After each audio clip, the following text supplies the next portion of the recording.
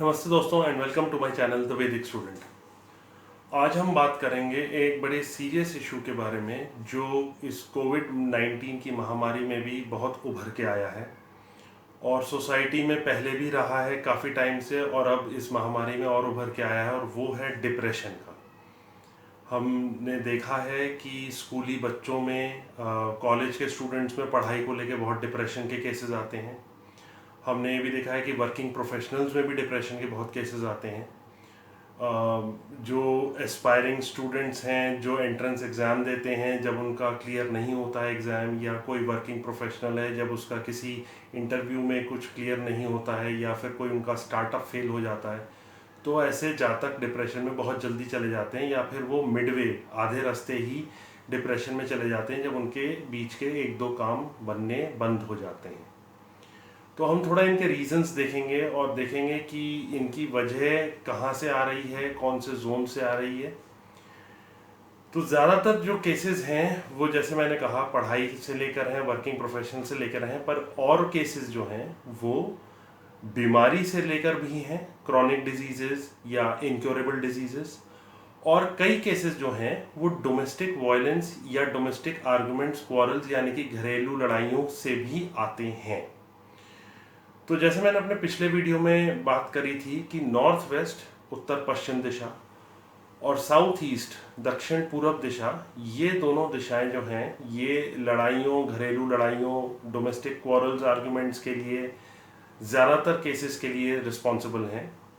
तो इसी को आगे बढ़ाते हुए जो ये डिप्रेशन के केसेस में या फिर इनका सॉल्यूशन, इनके बारे में जो मैं आज डिस्कस कर रहा हूँ, उनमें नॉर्थ वेस्ट और साउथ ईस्ट में तो आप ज़रूर चेक करें कि आपका बेडरूम है या नहीं, या जो जातक आपको लगता है डिप्रेशन से सफ़र कर रहा है या ज़्यादा बातचीत नहीं करता, बातें अपने आप में रखता है, डिस्कस नहीं करता है, उनका बेडरूम चेक करें नॉर्थ वेस्ट या साउथ ईस्ट में तो नहीं है। इसके अलावा आज हम दो डायरेक्शंस के बारे में और बात करेंगे जो कि है नॉर्थ ईस्ट और ईस्ट। नॉर्थ ईस्ट यानी कि उत्तर पूर्व दिशा, ये दिशा में अगर जातक का बेडरूम है तो वो बेडरूम जातक को इनक्योरेबल डिजीजेस देगा। जो बीमारियां बहुत लंबी चलती हैं, बहुत देर बाद जाके ठीक होती हैं, या फिर आजीवन ही चलती हैं, ठीक हो ही नहीं पाती, ऐसी बीमारियां आपको उत्तर पूर्व दिशा यानी नॉर्थ ईस्ट दिशा का बेडरूम देता है। और दूसरी दिशा है पूरब यानी कि ईस्ट दिशा। इस दिशा में अगर जातक का बेडरूम है तो उस जातक को लगातार बीमारियां चलती रहेंगी, क्रॉनिक डिजीजेस चलती रहेंगी, जिसे हम बोलते हैं एक बीमारी हुई, 1.5-2 महीने बाद ठीक हुआ, फिर 2-3 महीने बाद फिर वो जातक बीमार पड़ जाएगा। तो ऐसे बीमारी का सिलसिला चलता रहेगा ऐसे जातक के साथ, जिस वजह से मोरल डाउन होता है, करेज डाउन होता है जातक का, और जातक मूलतः डिप्रेशन में जाने की उसकी संभावना बढ़ जाती है। तो जैसे मैंने कहा कि नॉर्थ वेस्ट और साउथ ईस्ट जो मैंने अपने पिछले वीडियो में डिस्कस की थी, नॉर्थ वेस्ट इसलिए मैं आज डिस्कस कर रहा हूँ क्योंकि उत्तर पश्चिम दिशा, नॉर्थ वेस्ट दिशा जो है वो आपकी जो एम्स हैं, जो आपके गोल्स हैं, वो बहुत ऊंचे सेट करवाती है।